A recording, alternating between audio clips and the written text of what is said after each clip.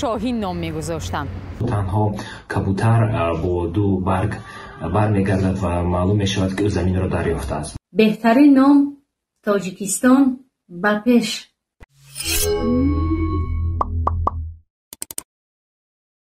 تاجیک باید بپره.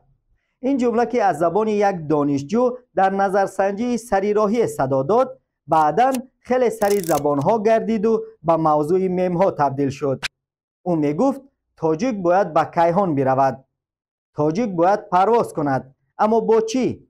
با کشتی کیهانی؟ آیا قدرت ساختن آن را داریم؟ دانشمندان تاجیک ادعا دارند که آن امکان پذیر است و یگانه مانع مبلغ است و تمام. سلام، من عبدالعزیز هستم و شما بیننده باز یک نشر دیگر از سلسله نظرپرسی های اگر هستید. با توجه به آنچه که عرض شد، این بار از چند نفر پرسیدیم که اگر در تاجیکستان کشتی کیهانی بسازند و برای گذاشتن نام موافق به شهروندان مراجعت کنند، چه نامی را پیشنهاد میکنید؟ جوابها را ببینید و شما نیز در شرح نظر خودتان را بنویسید. اگر در تاجیکستان کشتی کیهانی سازند، من شخصا خودم به اون کشتی شاهین نام میگذاشتم، چون که شاهین یک پرنده بسیار جسور است و گاهی با پرنده های از خود بزرگتر هم جنگ میکند و آنها را میکشد و مکان زیستش هم که لانه میگذارد در کوههای بلند لانه میگذارد و در دوردستترین جاها لانه میگذارد که فکر کنم به مکانهای کوهستانی ما خیلی موافق است. انتخاب من در نامگذاری کشتی کیهانی استحصال تاجیکستان این نام رخش است. رخش باشد برای نام این نام برای اکثریت مردم تاجیک شناخته است، چون که رخش یک اسب بود که در میدان‌های محاربه همیشه پیشرو بود، پیشصف بود و به همین خاطر فکر میکنم که نام رخش خوبتر است. وقتی گپ سری نامگذاری کردن کشتی کیهانی میرد، به یادم آن روایتی دین‌های جهانی میبرد که درباره حضرت نوح نقل میکند خیلی که پس از آبخیزی کلان آن نفر میخواد زمین رو یابد و برای یافتن زمین پرندگان گوناگون را به نوبت میفرستد و در نوبت خود تنها کبوتر با دو برگ برمیگردد و معلوم میشود که او زمین را دریافته است. و فکر میکنم اگر با تکیه به همین روایت نام کشتی کیهانی رو ما نیز کبوتر، کفتر یا آن کلمه دیگری که به همین پرنده ربط دارد نامگذاری کنیم، یک نام رمزی می شود، چون که این کشتی نیز به ما همچون همون کبوتر باید زمین های نوی را دریافت کند که انسان تنها موجودات یک سیاره نشود و سیاره های دیگر را از خود کرده توانیم و با اون در آن جا انسان تواند زندگانی کند و این یک نام رمزی می شود.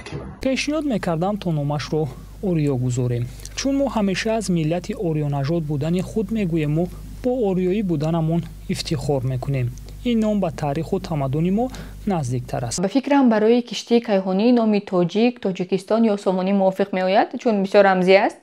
مثلا کشتی کیهانی اولین اتحاد شوروی سیوز نام داشت که رمزی بود و موافق بود. به فکرم اگر ما نیز تاجیکستان یا سامانی نامگذاری موافق میبیاد. من میخوام که این کشتی رو ما نامگذاری کنیم نوروز 1. و چرا نوروز 1؟ برای مثال من دیگر نام های همین کشتی های کیهانی رو میدانم یا اینکه خواندم فهمیدم از سابق اتحاد شوروی باشد، از آمریکایی‌ها باشد، از چینی‌ها باشد که آنها نیز این گونه نامگذاری کردن و برای مثال سیوز بود یکی از کشتی‌ها و دیگر کشتی‌هایی که از چینی‌ها هست گوانجو 7 5 یعنی این را رقم‌ها نیز دارن، آنها نیز آمریکایی‌ها نیست.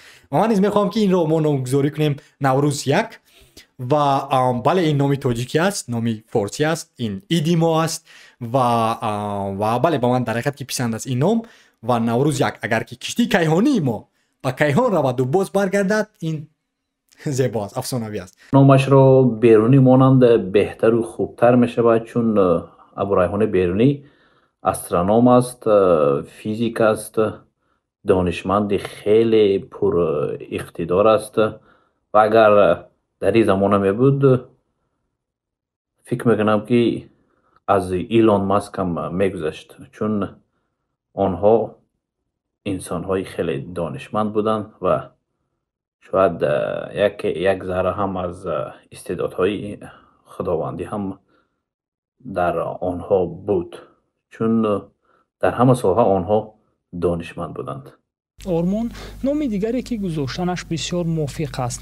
چون شخصا من حتی آرزو کرده نمیتوانم که زمان تاجیکان میتوانند کشتی کیهانی اختراع کنند یا سازند. زیرا ما حال عادی ترین مدنیت و فرهنگ گشت و گذار یا زندگی کردن رو نمیتوانیم عملی یا از خود کنیم. چه خیلی کشتی کیهانی میسازیم من حیرانم.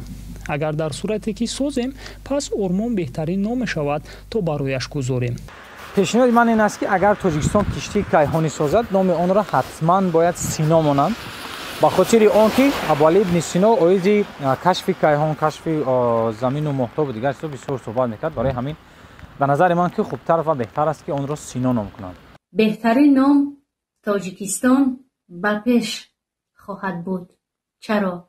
چون این جمله زیبا چند وقت اخیر از زبان پیر و برنا به گوش میرسد. از مشاهده هایم می توانم بگویم که هر تاجیک و تاجیکستانی خواه در وطن خواه بیرون از وطن شاید سفر کاری دارد یا شاید به سیر و تماشا رفته است، می بینم که حتما یک نوار ساخته اشاره می کند که تاجیکستان به پیش.